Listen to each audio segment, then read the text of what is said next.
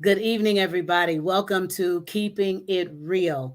I am so humbly excited and blessed and happy to have this show on tonight. It's a special segment of Keeping It Real because we've got special guests on tonight. And I'm going to tell you something. These guests are no stranger to many of us, but some still don't know them. But my former pastor, and still really my pastor, I really never moved the membership. Is Bishop Charles H. Ellis, and he's here tonight. And then he has with him the beautiful sister, my friend for a long time, and that is Sister Kim.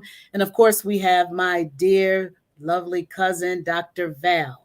Here's what I'm going to do before we get further with our guests. I'm going to ask everyone if you would please share. This particular program is now live on Facebook. I believe it's also on Instagram and YouTube. So please share it with someone because there's some information that everybody's going to want to hear on tonight. Bishop Ellis has a wonderful announcement. Sister Kim has a wonderful announcement, and we want all of you to hear it and be happy about it and share it. All right, let's get right to it. Dr. Val, you want to say hello to the audience? Hey, God bless you, everybody. I hope that you will share this. This is going to warm your heart. This is definitely something it's been a long time coming, and everybody needs to hear this. Share it to your network so that all the people that know you can have access to this wonderful information. Amen. Thank you so much. So let's get right to it. I know that I have already said your name. Everybody knows you, and that is Bishop Charles H. Ellis the third. First of all, congratulations on the new grandbaby to you and Lady Chrisette. Come on, y'all. Put in the comments to Bishop and Lady Chrisette. Congratulations. Congratulations. Congrats It's their again. first. C5 is here. It Charles is A. their Waddell's the kid. first grandbaby. Bishop, talk to us. I know that we're going to come to Sister Kim in the second, and she's going to kind of kick it off. But Bishop, can you just say something to the audience before we do that, sir? Yeah, for those who might not know, I'm the senior pastor of Greater Grace Temple, the city of David in Detroit, Michigan. And just celebrating on tomorrow. My dad will have made his transition 28 years ago, March 19th, 1996. So for 28 years now, I've been pastoring and trying my best to carry out the great vision of my father and to expand it. It's all about serving people. It's all about helping people.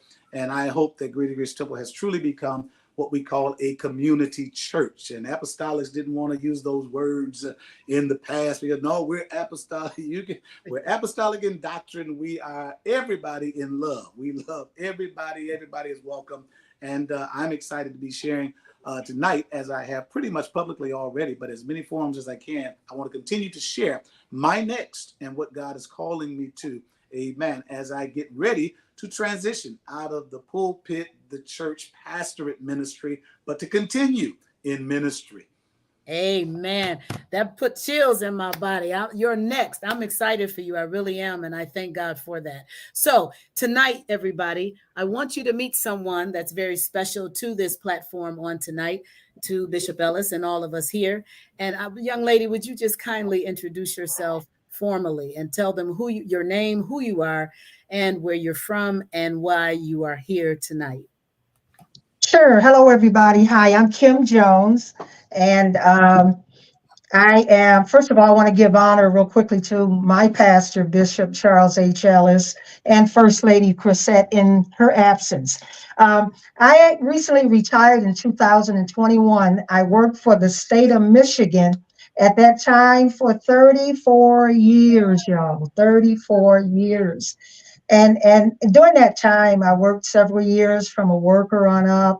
I worked as a specialist to the directors, and then I got promoted supervisor, foster care, and then foster care program manager. And that's where I retired. So I loved working with children. I loved working with families. I loved helping make a difference all these years. Done a lot of special programs that I'm very excited about, Pastor Vicki. And I'm just excited to talk to you guys a little bit about what the department has been doing with Greater Grace Temple. Awesome. And from what I understand, it has to do with parents being able to visit their children that are in foster care. Is that correct? Correct. That's correct. This is a program that not only started yesterday or last week or last month. This has been going on at Greater Grace Temple with the help of Bishop Ellis, Charles Ellis, excuse me, and his staff. Is that correct? That is correct. Okay, is and correct. tell us about this program. How is it that you and Bishop came into something of this nature? Because as far as I know, there is no other church doing this. None. And I will definitely tell you, I always share my story with everyone.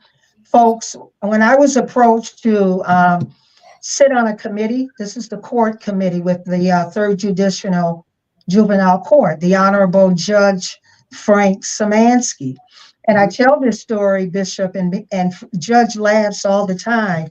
I was there just to kind of report, come back, share monthly what the county is doing with respect to the court, and share it with our offices.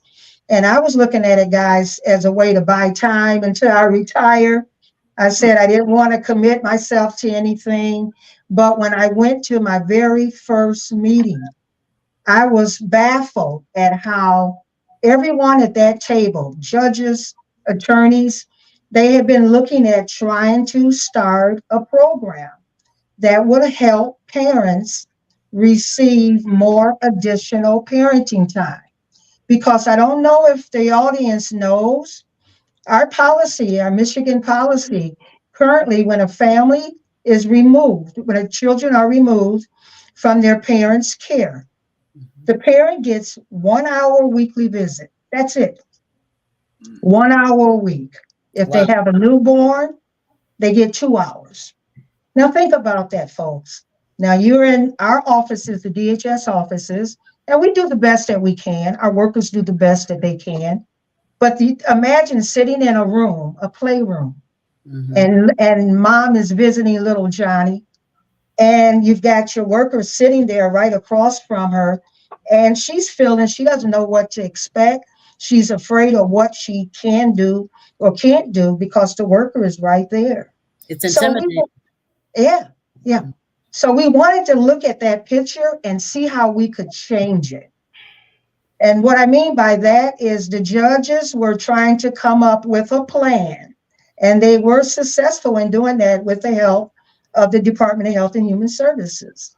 So what they did, Vicki, is what I noticed when I went to that meeting. Bishop Ellis, I don't know if I ever told you this, but they were baffled.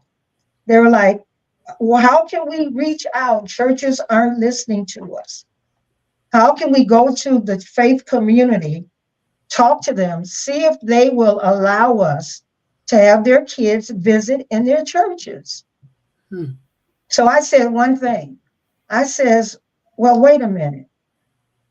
I know Bishop Charles H. Ellis. He's like my father in the gospel. I said that. They didn't know what that meant. I said, let me go back and talk to them. And guys, I kid you not, their pens dropped, their mouths dropped. What? You know Bishop Ellis? So the rest was history. I contacted Bishop Ellis, explained to him what we were trying to do. But Bishop Ellis, I don't know if I ever told you this to this day. No. You helped us take that program to a whole different level, because all we were looking for initially were to have a place where we could bring our parents in to visit. And then we were going to go out into the community, beg, train, and recruit volunteers. But Bishop said, Kim, I can do better than that.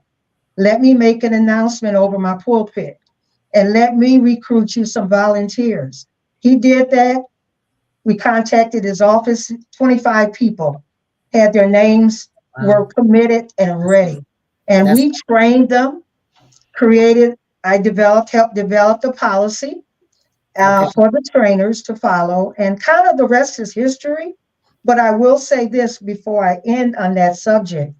I want to thank our former director, Miss Annie Ray, because she bought into that vision, and she entrusted me to go ahead and handle it.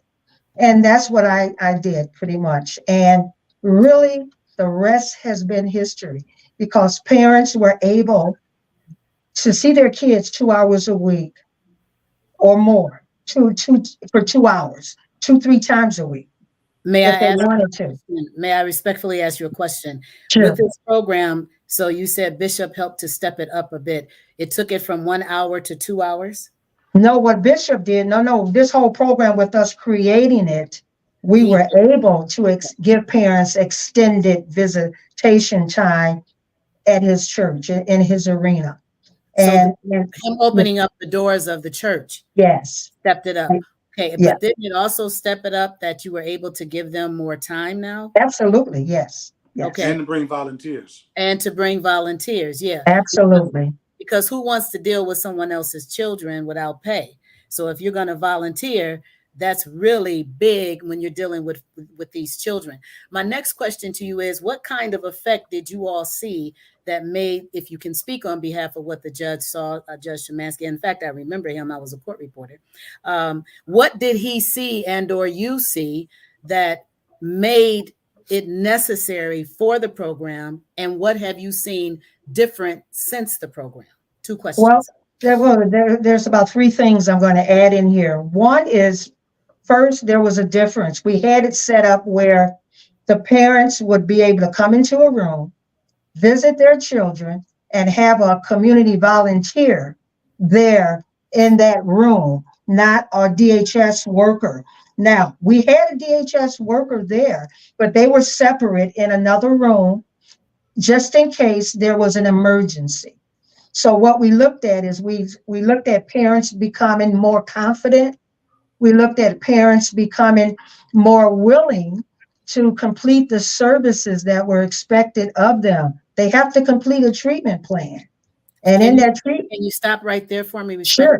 What kind of treatment plan? What do you mean Sure. by that for the viewer listening and watching? Sure. Treatment plan consists of whatever the children enter into care, if it's neglect, if it's involving substance abuse. Treatment plan, they have to complete a court order treatment plan, which consists of counseling. Okay, they have to get therapy. Okay, they may have to have a psychological or psychiatric evaluation if they have mental health problems. All right, and they have to take parenting classes. That's a requirement. They have to visit their children. Okay, they must maintain regular weekly supervised visits. And what this program was, it was an incentive for them to want to complete those services. You get it? Because they felt motivated and encouraged to do it more in a timely manner so that they can successfully be reunited with their children. If I can jump in here real Yes, quick. please. Because Pastor Vicki, you know, we in church, we're all brothers and sisters. You know, we greet each other, whether I know you or not. Praise the Lord, brother. Grace and peace, my sister. So you know, in church, everybody's cousin. It amazes me because people in the world, they think that the Ellis family is just huge because I got all these cousins. Because, you know, we just talk in that vernacular, and Caucasian people, you know, it's like, how you doing, bro? You know, hey, man, that's your brother. Right. That's just the way we greet folk as African Americans. Right. But again, our blessing is that we're all cousins. We all grew up together. So we're more than just brothers and sisters in the church or friends in the church. That's like my cousin. That's hey, what's up, cuz? Blah, blah, blah, That's blah. right. So that's who church people are. So watch this. Some of these parents, some of these monitors, and some of these volunteers have adopted these parents because that's what church people do. Church people want to help people to be better. And if they already have a treatment plan from the court that they have to be able to do drug testing and they can't test positive, and they have to do therapy here and anger management classes there, blah, blah, blah, blah. Now you have these church people who, that's what we do. You know, we want to help people and we want to not be anybody's mom or dad, but we want to be your support. And before the word life coach came out, in the church, missionaries were our life coaches. Deacons were our life coaches, and they had the permission to correct us, to direct us, and to redirect us, straighten us out, and all of that. So that's been a big deal because church people, that's just their nature. They're not just going to sit in there and just make sure nothing's going wrong in here and be a volunteer. If you need something, guess what? They probably gonna help you out. No kind of way. Right. Wait. Y'all don't have no toilet tissue in the house? Wait. Next time you come and that parent is in there, hey, here, take this home with you, whatever, because that's who we are. So that's a benefit that nobody could have seen coming. That's true. It's like nurturing. It's called. And I was going to ask you, if you don't mind, Kim, to Yes. Bishop, when this program came to you, I think you kind of answered it, but I really want you to hone in on it. Why is this something that you would add to your plate, knowing what you are doing also in terms of the shift for what you're going to talk about? Why would you add Well, this? at that Does time, this go in hand in hand? yeah, at that time, Pastor, it's the setup, because I don't know I'm going to be doing this, and I'll talk about how I got into this aging out of foster care, because that wasn't nowhere around. I'm looking at country club, maybe some grandkids to be here then, and playing some golf and going to an early morning church service. There ain't no pandemic and stuff. Going to early morning church service. Okay, I'm gone. God bless y'all. Here's my tithe, my offering. And, I'm not getting in the way of anybody who's now in charge. Don't look at me, saints. This is your pastor, blah, blah, blah, blah. Right. So listen, that wasn't nowhere around. But this program she's talking about was the setup for me. When this opportunity came years later, I'm like, Yes. oh my God, I was being set up with that family time and parenting time thing for what I'm getting ready to do. So now when people say, well, why are you getting into that? Well, Bishop, why are you into that? Hey, I've been into it for years. That's right. Helping parents to reconnect and helping kids not to get lost in the shuffle. Yeah, because you all been doing it about 5.5 years. Absolutely. Yeah. And the only thing held us back was the COVID, right, Bishop? When the COVID came, yeah. Okay. I've got some more questions, but I want to get Dr. Val in here. You got some questions, Dr. Val, too? Yeah, I do. And I think this is, again, this has been my passion. This has been something I pursued for the past several years, contacted foster care homes around the city, and they wanted me to get back to them after the pandemic. And I started looking into it, learning about it, talking to people, and found out there was so much involved in doing this kind of work. Specifically, I wanted to ask a question to both of you in this effort. I know that there's a reason that they're foster parents, right? They're foster children for a reason. So for whatever reason, they've been taken out of the home and they've been separated from the parents. Now, two things. The parents, whatever the issue was, probably need some addressing and some focus, rehabilitation, concern, counseling, etc. For the child, it's going to be a little more intense, I would think, because their minds are not at that place where they can make good decisions. All they know is what they have been placed in the middle of. And sometimes it's a whirlwind of confusion. So not to put any disparity on anyone, I think that the children are going to need therapy and coaching and comfort for a period of time, as well as the parents, so that they can get together and it can be a better experience. How is that a real live part of this program?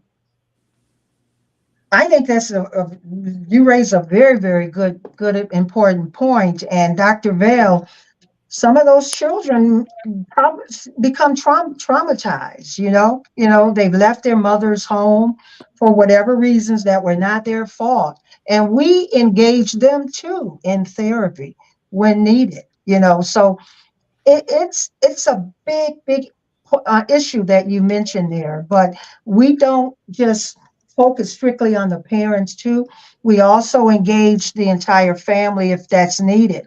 If that child is traumatized and needs to see a therapist, perhaps, or a psychologist, we have those services in place for them. And then what we try to do is once they get those services and get that therapy, we then incorporate family therapy.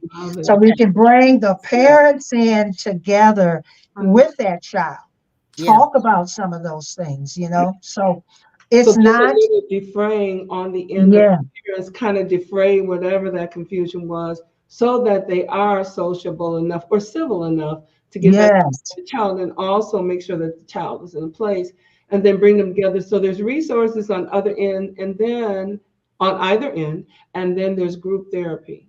Correct. Okay. Yeah, and if I can jump in here, cousin Val, and I got to get to know you better because I heard Vicki say my cousin.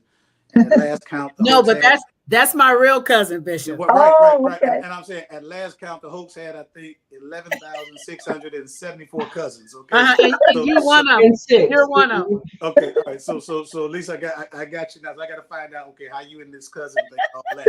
All right, but anyhow, Kim helped me to understand. I mean, listen, y'all. I mean, Pastor Vicky, we've seen it in the church. We've seen families with new kids. We didn't know where they came from, but we Right. know they were where Deacon sends them. Where they get this daughter from? You know, because they've been at this church for 13 years, and how do they have a daughter that's 16 years old? You know what I'm saying? Well, we don't know these people, whatever the case is. Or there's a little kid, and I know she didn't have no baby in the last 3 years. You know, so we were young, and we didn't know all the dynamics of this. You know, I mean, how could we know?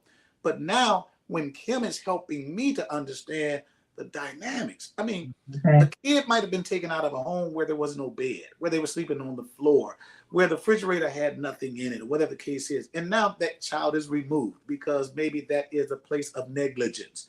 Now, I believe we ought to be like Jesus. And he calls us the ministry, says that we have the ministry of reconciliation.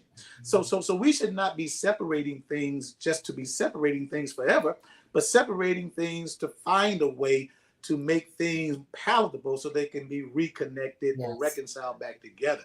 So Kim was helping me, and it's like, Bishop, suppose a kid is taken out of home because there's no food in the refrigerator. There's no, the water's turned off, so they don't know what a bath is. They don't have a adequate place to sleep, and I'll eat in it there because you get it. Okay, and now they're moved in, and now they're taken to this foster home. And that home has everything: fruit, cereal, bacon, eggs, your own bed, hot water, blah, blah, blah, blah, blah. Well, now you can say, that parent can get themselves in shape now, but that kid can be like, I want to stay here. Right. I don't want to go back there. So there has to be some kind of reconciling, and there has to be some time to find out that mommy is better now. Yeah. And the home you're going to now doesn't have a mattress on the floor. It has a bed, and the heat is on, and blah, blah, blah, blah, blah. Because I'm probably saying, if I lived in there, got taken out and got placed in from hell to heaven, I don't want to go back. You know, mama's ready to receive me back. I'm like, I'm good. You know, can I just visit her every now and then? Or can I stay here? So I get what you're saying, Dr. Val. The kids probably have been traumatized. And that's why this time is important for them to start reconnecting and seeing that mom is different, that dad is different, that they dress different. Maybe they don't smell like reefer anymore, or weed anymore, or cigarette smoke, or they're functional. They're not drunk now. So that maybe, regardless of how well and put together that new place is or might be from where they were taken from, there still is probably a yearning in a child to want to be back with their parent, but not be in the environment that the parent had them in. So I think this family time helps all of that for a child to see, okay, things are in a better place, and I'm not going back to what was, I'm going back to where I was, but it's probably new and improved.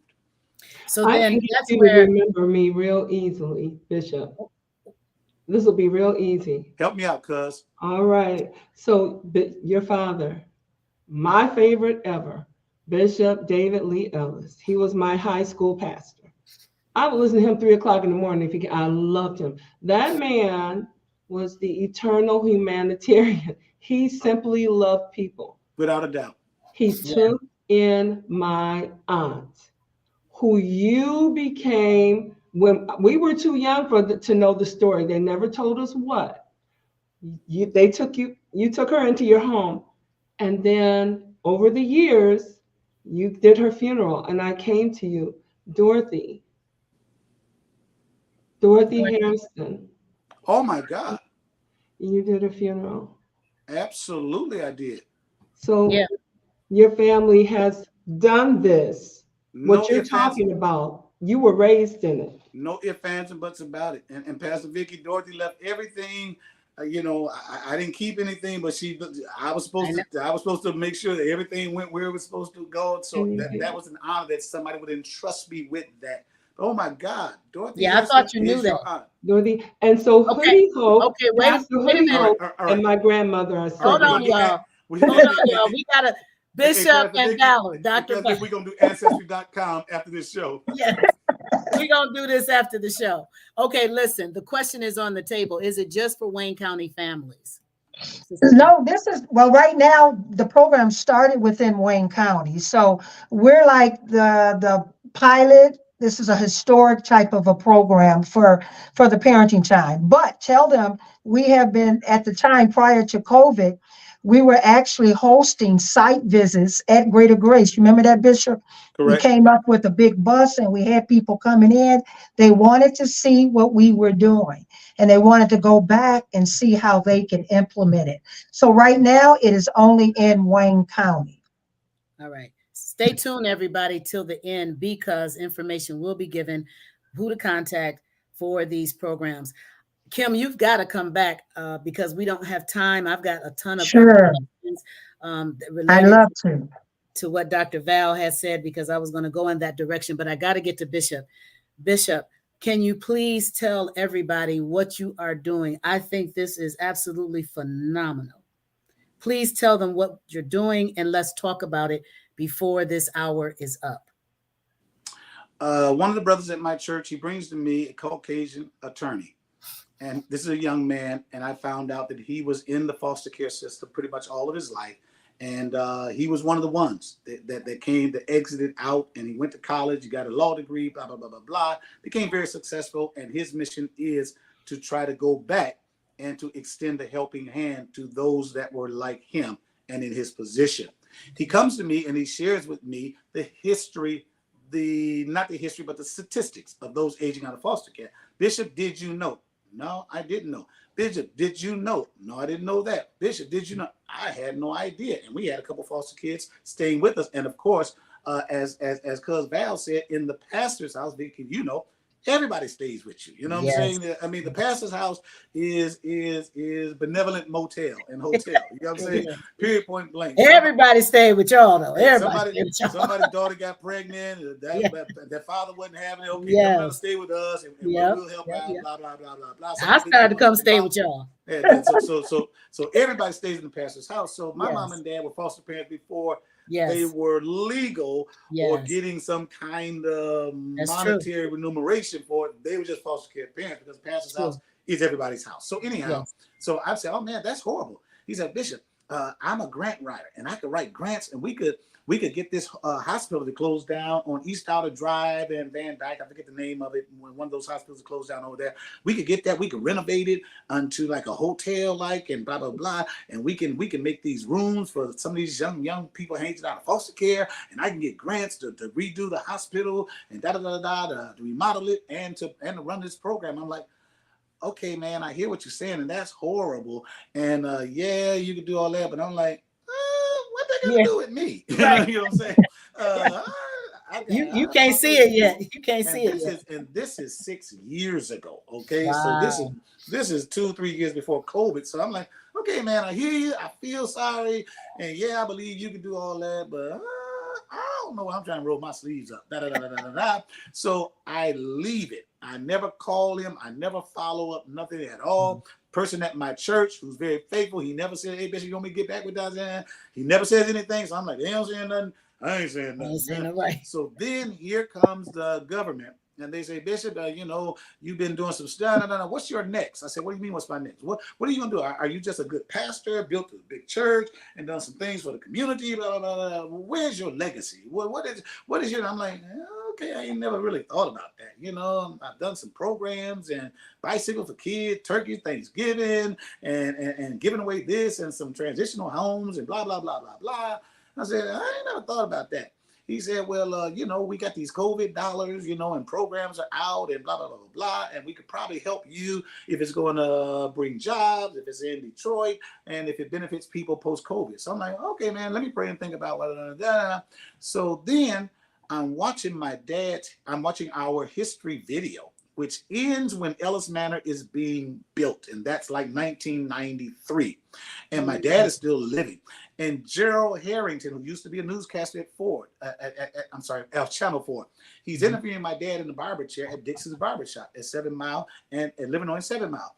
And he said, Bishop David Ellis, he said, you know, you built this big cathedral and you got a Christian school and a daycare. You got these apartments here, blah, blah, blah, and it's administrative building across the street and Federal Credit Union.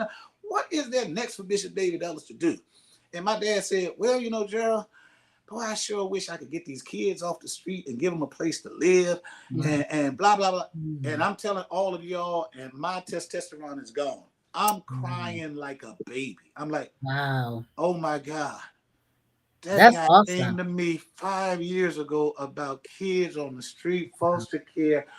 And I've always been the one to say, Pastor Vicki, you know, God gives me visions, but sometimes, you know, God speaks through other people. Yes. Even when they're gone. And I'm like, oh my God. Okay, the city came and said, what's your next? And we can help you.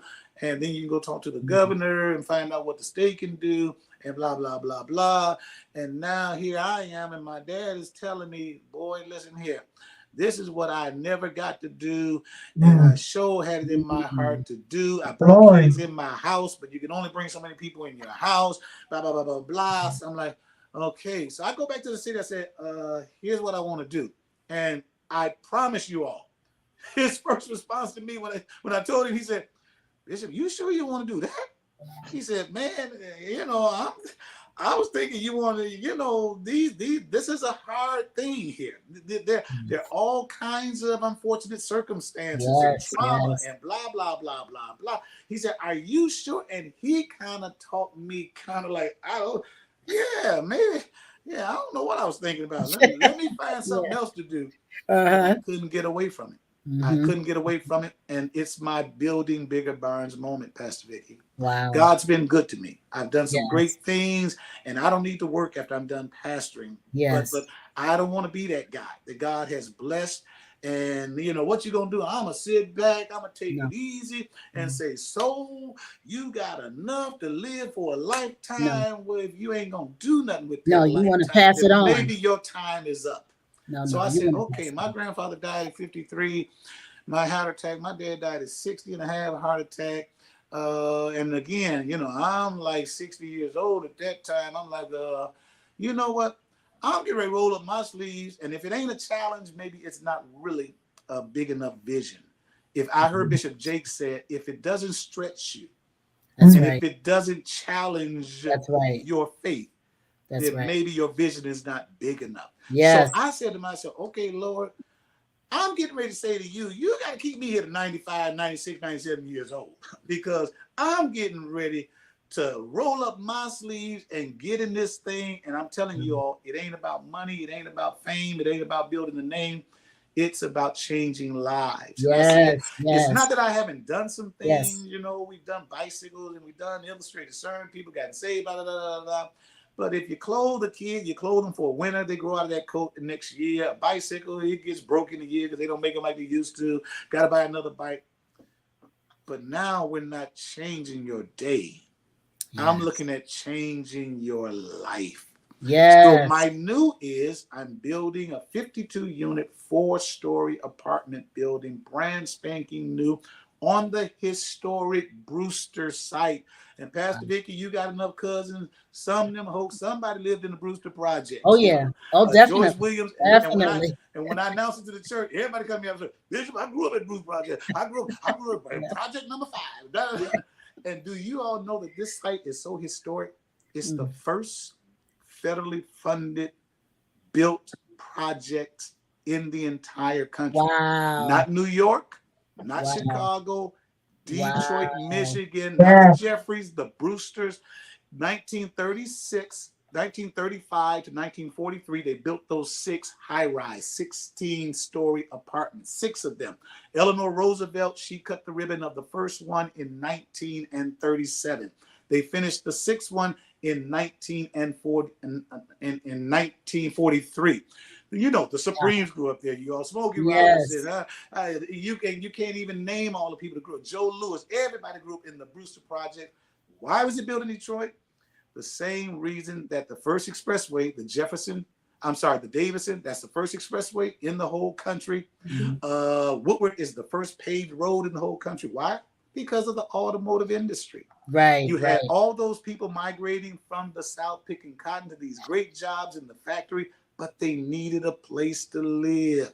So they built those projects. It was built for the working poor. All of y'all watching, Google the Brewster projects in Detroit, and it will tell you how historic this area and this land and property is. So we are renovating, Pastor Vicki, the rec center, where everybody learned how to swim on the east side. Yes. Where the Globetrotters played their first indoor basketball game at the gym at the Brewster Rec Center. Joe Louis used to train in the basement boxing ring of the rec center.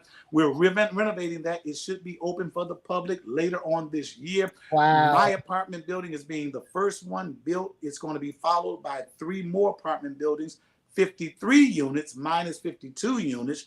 Those 3 will be 1 and 2 bedroom. Mine is single bedroom because mine is specifically marketed to young men aging out of foster care, 18 to 24, with a 5-fold wraparound services, education, behavioral health, legal assistance, workforce development, and life skills.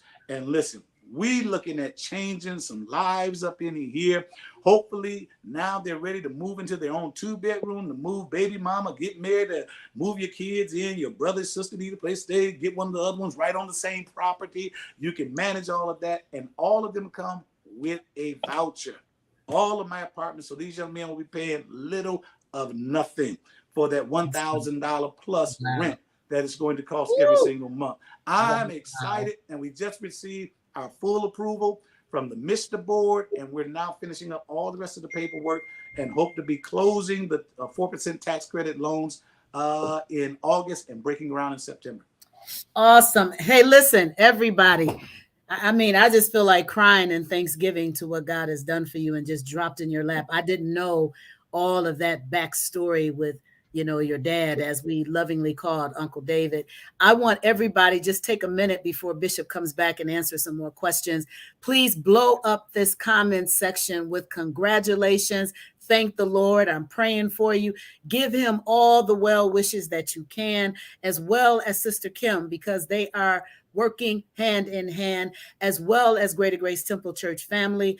We salute you, Bishop Ellis and Sister Kim, and we are definitely praying for God's continued blessings in this program. They are beginning to blow up the comment section with congratulations. You guys, I want you to share this. Share, because there is nobody else doing this right now out of the church circles. And we want the Lord to take this thing all over the United States of America and let it be something that will bless men everywhere, as well as women, with what Sister Kim is doing. Bishop, regarding this program, is this program open to people that have been incarcerated and now coming out? And if it is not, please tell the audience why it is not.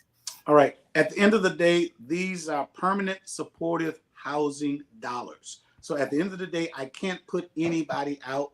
At the end of the day, it's open to anybody. But again, everybody that will be referred to the sanctuary, I'm calling it. And I feel that we're going to be building many of these, a few of these. Wait a minute, that's the name of it? The Sanctuary at Brewster.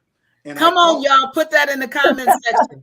The Sanctuary at Brewster. I love that. And I called it the Sanctuary, and then my developing partner, amen, that I'm 49% owner of that entire six acres with the 4 apartments and the remodel rec center.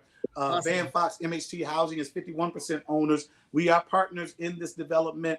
Can you imagine? Not that people say, man, they're just the billionaires are getting all the downtown. No, a black preacher is downtown now in the Brush Park district. Listen, yes. Listen, just think, yes. You all, you're getting ready to have 375 filled in. Y'all know Christ Expressway is coming up at Mac. All They of sure that. It's are. going to be like a Lakeshore Drive, 12 lanes, 6 going south, 6 going north, bike trails. You'll be able to walk across to the Eastern Market. My And I God. mean, it's just going, we're in a prime spot, the 20 acres south of us, going all the way to 75, where Ford Field is. That's owned by Bedrock. They're going to be bringing in all kinds of housing, whether it be condos or townhouses or what have you. So we're going to be right there with them. They have 20 acres. We have 6 acres. We're getting started before them. So that's going to be a high, I mean, that area is going to be so concentrated because that used to be Black Bottom. That was Paradise Yes, Valley. it sure When was. 375 came in, we got uprooted up out of there. And now everybody's been saying, well, I hope some blacks are going to get some of what's going to go on down there. Do I look black to y'all? Amen. I am black. I don't have to be the only, but I'm involved in the major development. We're looking at doing $100 million of development. This apartment alone is going to be a $21 million part. Can you imagine aging out of foster care, coming to your own individual 600 square foot apartment that you have everything stacked, washer and dryer, 5-fold, amen, wraparound services to help you to manage an apartment, to know what it's like. Listen, I'm just excited. But getting back to who can, you'll have to come through the continuum of care, because we'll get funding, Kim, from the continuum of care. Correct. Every year we can apply, and they fund these kinds of projects because they are the referrals. So nobody will be able to come to the sanctuary at Brewster and fill out an application for an apartment. You'll have to go into the continuum of care, which is the Wayne County agency, and now they will send people to those places and programs and housing that fits their need. You have the Ruth Ellis Center, which is at Claremont and Woodward. That's for the LGBTQ youth that are aging out and that are out on the streets. You have Alternative for Girls. They just broke ground for that. Mine is for young men aging out of foster care. You talked about those that are re-entering.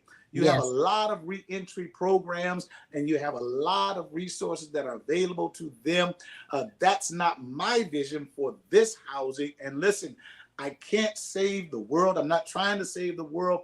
I'm trying to move with the vision that God has given me and stay within the parameters of the legal system and the Fair Housing Acts or whatever, so that we're not discriminating against anyone. But again, when I sold this vision, not sold it, when I shared it with Health and Human Services, the first thing they said scared me to death, Pastor Biggie, Cousin Valley, scared me. They said, well, when you going to build one for the women? I said, I'm not building that. I'm just telling you what's in my mind. It ain't really even on paper. He's absolutely right. You all are scaring me, because it's like y'all pushing me in. Wait a minute, is the water cold? Can I swim? But again, I'm excited because I feel that God is all in this. And I will say this. I'm not saying any of this, you all, but Judge Perkins, Judge Kinney, Judge Szymanski, all the people in the foster care agency and Health and Human Service, they say, Bishop, you're getting ready to change the game. What you're doing is, they said, nobody's doing anything new. Things have been done on a smaller scale in the house. You got some bunk beds and people are trying to give them services they need. But somebody coming in with memorandums of understanding, with Wayne County Community College, with Wayne State, with Black Family Development, with Orchards Children's Services, with Methodist Children's Services, with Covenant House, with Sinai Grace, not Sinai Grace, Detroit Medical Center, the doctors of Detroit Medical Center. The list goes on. And they said, Bishop, how do you get all of these people memorandums? You got legal agencies that say we will volunteer pro bono to make sure these kids' records are straight and their birth certificate and everything is good, because you can't really operate in life unless you know who you are. Unless your paperwork is good. We don't want them to be undocumented immigrants. Are you hearing what I'm saying? Yes. These kids who were born here, they grew up here, but they've been moved around and stuff gets lost and stuff gets misplaced or what have you. So listen, I'm excited to be doing this vision, and I believe that everything has come together. And I will say to you that I looked and I said, you know what? If anybody say, what is that preacher doing in this foster care business? He need to stay in that pulpit. You know, everybody, he always say, stay in your lane. Now he's trying to get out here and get in there. Well, I've been doing parenting time. Thank you very much for the That's last right. 6, 7 years. All of That's your So life. right. listen. All of your life. I got in, never even knew this was coming, but you want me to put a resume together? Oh yeah, we going beyond preaching. We going beyond presiding bishop. We going beyond PAW. Yeah, Health and Human Services. I know all about them, and I've been partnering with them for many Yes. years. And listen, I'm all in. So people, and I will say to everybody, Bishop is not doing this to make money. Bishop is not doing this to get rich. Bishop is all in. I go to all the foster care venues, Yes. symposiums, whatever, because I don't want these young men saying when they say, "Man, who runs this place?" Well, there's a guy over with a big church over on 7 Mile. I think they call him Bishop. No, and that's what I'm saying. This is my next. I want to Yeah. be there. Let me say this. I want everybody to hear what he is saying. I'm going to tell you what he's saying in one word: heart. He has a heart. That's what makes this so phenomenal, because people have done things on big levels, right? But where was the integrity? Where was the heart? And what he's saying to us is that his heart didn't start and stop at a buck. No, his heart was with him when he was born. He was raised in it. This is who Totally. he is. I Yes. can say personally that I know that this man has a heart. His dad has a heart. His family Yes. has. They have helped people everywhere. I can personally tell everybody, and everybody can say the same thing. The day that Uncle David passed and the funeral took place, people were coming from all over the city of Detroit, all outside of Detroit. And I personally came in contact with a drunk man who was fighting to get through a crowd of people to get into Greater Grace Temple to see Bishop David L. Ellis one last time. And guess what he said was the reason? He said, because he's the only one that fed me when I was on a corner and I was drunk and I was dying and I was hungry. And he said, Bishop David L. Ellis stopped his car and gave me some money so I could go eat. I want to tell his family, thank you. Wow, wow, wow. Listen, people, I love the fact that Bishop is saying what he's saying, but I want to say it for him. He has a heart. And I hope that everybody will take away from this. Don't let people come up and say, oh, he's doing this for money. Don't let them do that.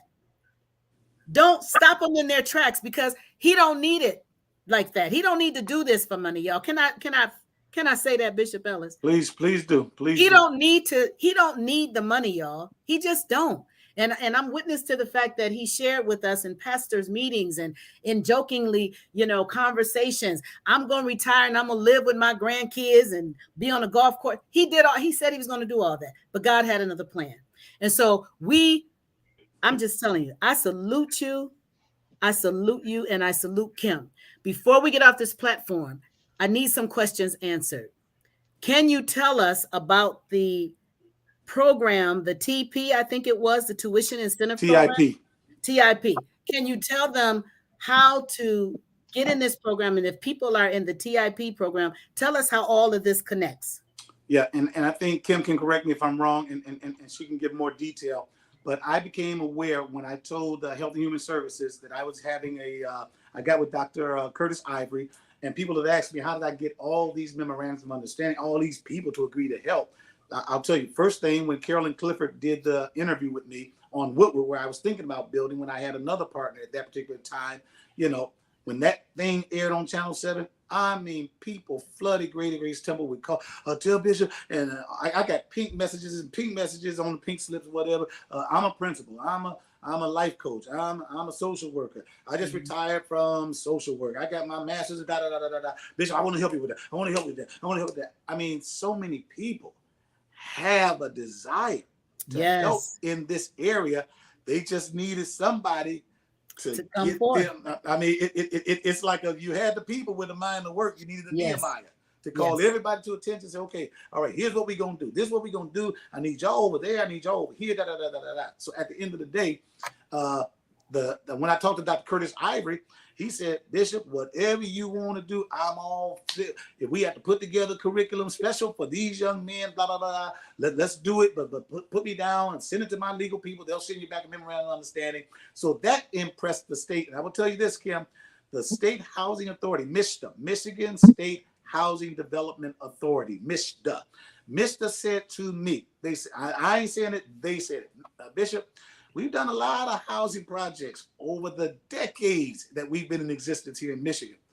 We've never seen a development come with this much robust Come on, God. resources. Hallelujah. She said that. She said, and I said, I've just been helping people for years, and I don't ask people for anything unless the bottom is falling out. So I've just been calling on everybody that I help, that I know, and everybody said, hey man, I'm in. Because guess what? A lot of people have the heart. And I was going to say this, Pastor Vicki, Kim, you all know in the church, Valerie, we used to sing a song, no need to worry, no need to cry. God's going to bless you by and by. You'll be blessed when the Lord gets through. Found out you make one step, he'll make two. He'll make two. Yes. And I tell you, once I came out with that thing, all the steps been coming. Everybody like, I'm in. I'm like, okay, hold on, y'all. Hold on. I don't have nothing. I just got a vision. I'm sharing it. It looks like it's moving down the road. But now I can say it has been fully approved by the state. And we're moving now to finalize all the details to get to closing. So Can I add? Go ahead. The TIP information in addition to the TIP, the tuition incentive program. It's something. It's a financial services for youth who have been in foster care from the age of 14 and up. If anybody want to know more information about that, they can either contact me, and I can connect them with the folks from the Department of Health and Human Services who handles those youth in transition, those youth who are aging out of foster care, and they get those dollars to help pay for their college tuition. So I just wanted to add to that piece to what Bishop was saying. I wanted answered from you and Bishop. Where are the people coming from? Are you guys getting them from a particular location of an office in the city? Or what? I mean, like, can people just come and apply? How do they get into these programs that you guys are offering? Bishop, let me just share real quickly before you answer that. I want to just say this part, and then Bishop, you can go ahead and elaborate on your end. He is not, the Sanctuary Brewster is not under contract with the Department of Health and Human Services. However, though, he still can utilize placement services from our youth who are in what's called our YVAC. Those are youth involuntary foster care, adult foster care.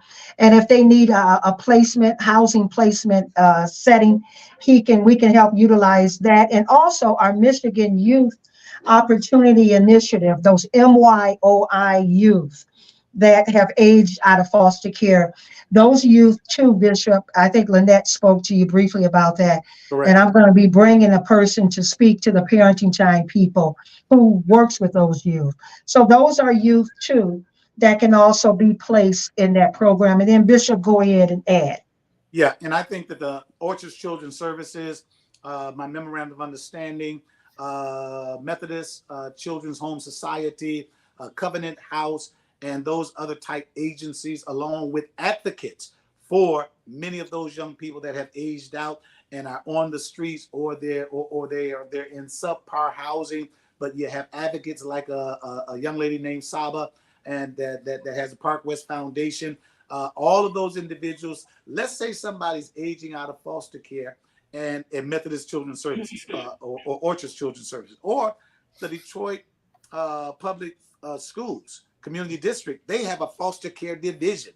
Never heard of that, because when I was young, everybody had a mom and daddy or a house they were living in. And it didn't seem like a lot of people were foster care. They have a foster care division in Detroit Public Schools. So those individuals can see individuals getting ready to age out, graduate from high school, but don't have it figured out, don't have a place to live. They'll be able to send them to the Continuum of Care Agency, Wayne County. And then that is the agency that finds housing for those young people, those individuals. And there are a lot of different programs going on. They try to find the best program or housing development that fits their needs and their circumstances. Gotcha. So to add, just quickly to add to what Bishop is saying, what our plan is Bishop is going to be connected to all of our 20 plus private child placing agencies. All of those agencies have youth too who are aging out of foster care. So that's our plan next. We're going to be, he mentioned some of those agencies, but we're going to be connecting with all of them. And Correct. by the time he has his groundbreaking, we're going to be inviting every private agency sector from their CEO, COO, president, or what have you. Everybody's going to be invited, and they're going to know about the sanctuary at Brewster. So we're going to be tapping into all of those agencies as well. And Awesome. I just saw a comment by Jonathan Long, I believe his name was, and he said, there is such a blessing that will fight the school to prison pipeline. And that's really what we're trying to do, because right now Yes. there are 5 pipelines that you can easily get directed to when you age out of foster care. That's homelessness, or that's prison, or that's drugs, or that's sex trafficking, or homeless, drugs, sex trafficking, prison, or death, or Death. or, Yeah, I was or, going to or say you said cemetery. death. Yeah. Yeah. So hopefully now we have something that we can redirect you to, that can now you can bypass all of those, and to productive citizen, to full-time job, to self-sufficiency. Are you hearing what I'm saying? Yes, I mean, and it definitely is going to keep crime hopefully lower too. Absolutely. Yeah, that's the whole thing in a nutshell as well. And I'm glad you said that about the connection, Kim, because people that are looking and viewing, they want to know how, because you guys can't see some of the comments because some are on my phone, but they want to know, how can we get in the program? How can we get our loved ones in? And so you just said that he's going to be connected to all the various different agencies. Okay. And then finally, can y'all please come back? Bishop, would you please come back at some point? Because we just had an hour and it's just not enough. It never is. It never is. But your dad always found a way to squeeze 63 minutes in an hour. Well, listen, we only got 3 more minutes. So we only got 3 more minutes. Would you come back at some point? Absolutely. Thank you Absolutely. for having me. And Sister Kim, please come Absolutely. back. But Thank before you. you all leave, I want to make sure that everybody understands that you're going to be providing education for these gentlemen. They're not going to just come in off the street. They're going to be educated. Sister Kim talked about the attention of psychiatrists and therapy based on Dr. Val's question. Do you all want to elaborate on that before we go to ensure people this is not just to house you, it's to really, really educate you for a better life? If I can sum it up, I can put you under a viaduct, that's a roof. I can give you a sheet to lay on the cement, or air mattress, that's a bed. So a bed and a roof is not necessarily adequate housing. Adequate housing is something that gives you a safe place. And of course, sometimes you need to be protected from yourself. So DWIN, Detroit Wayne Integrated Health Network, is one of it's our service agency. Neighborhood Legal Services of Michigan is our lead agency. So they are partnering with me, the Sanctuary, amen, at Brewster, Kirsten's Touch Incorporated, my nonprofit. And they're partnering with me as my lead and service agency. And they have many years and decades of experience in these areas with this demographic. And again, I feel that we're going to have a great, successful program. It's not just a cot and a roof and a bathroom. It is quality housing, in this case, brand spanking new, built from the ground up, and the 5-fold wraparound services. That's the key. Yes. I don't think this is your last place to live. I think that this is the transition, because you're going to want bigger and better. 600 square foot might seem like a great place, but the more you grow, you listen. Our parents' home was wonderful until we got grown. Like, that is so true. I need my own place, you know. That is so true. I came in at midnight and the door was locked. Yes. Listen, I know something about that too. But listen, everybody, I am on board. I hope that you all are on board. Sister Kim, would you kindly give the information for volunteers to come to Greater Grace Temple to be trained for the program with the children? Would you please kindly provide that? Real quickly, what we're doing is we're going to be volunteering. We're going to be training some of the volunteers, that new volunteers, and some of our regular ones. We're going to be holding a training on March, just a regular meet and greet on March 26th from 10 to 12. So if someone's out there in the faith community and you're interested in volunteering sometime, you don't know how big your services, those 2 hours would be if you could volunteer, get the appropriate training, which we will train you. So that's March 26th from 10 to 12. And then the full training will be the following Tuesday, April 2nd from 10 to 2 p.m. And if they want to know more information, Vicki, you can put my email out there, and they can contact me. And Bishop, you see that question on the board?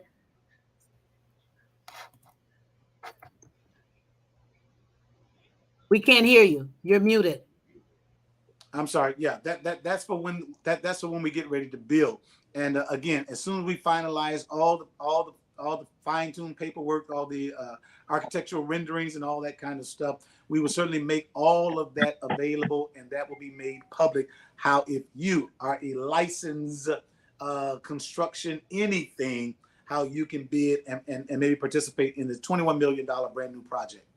Awesome. I don't want to call it a project. The projects Right. are gone. It's a housing development. It's There a you housing go. development. Amen. Dr. Val, you want to say anything to No, Bishop? I just want to lend all of what I have to this program. I want to be a part of it. So I'll be there on the 26th and then back on the 2nd of April. Awesome. Amen. Awesome. And Lord willing, I will be there too. If Awesome. Dolores Taylor act right, I'll be there. All right, Awesome. Bishop, you got one other question. How can we help? Again, contact Sister Kim. We did put that. Is that all right, Bishop? Or is there a number you want to give? Absolutely. If everybody that wants in some kind of way or feel you have to offer a feel that, hey, the Lord is speaking to me and I need to find out how I can get in and fit in. Because listen, it's not a Bishop Ellis thing, you all. This is all hands on deck. No ifs, ands, and buts about it, because, amen, these kids have all kinds, young people have all kinds of needs.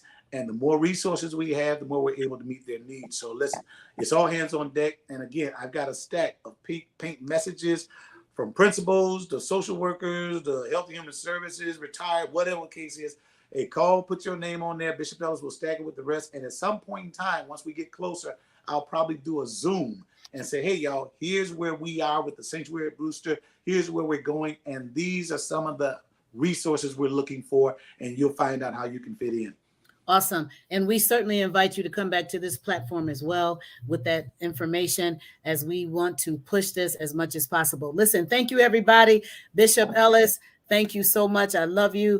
You are my family forever. You have done much for me and my family, and I appreciate you to life in 3 days after eternity. And Sister Kim, I love you to life Love in 3 you days too. after eternity. And Dr. Val, you know, we family for real. Okay, guys. I think I love you. I think I love you to life in 3 days after eternity. All right. Good night, Thank everybody. you so much. All right. All right. Be blessed, Good you night. all. Bye-bye.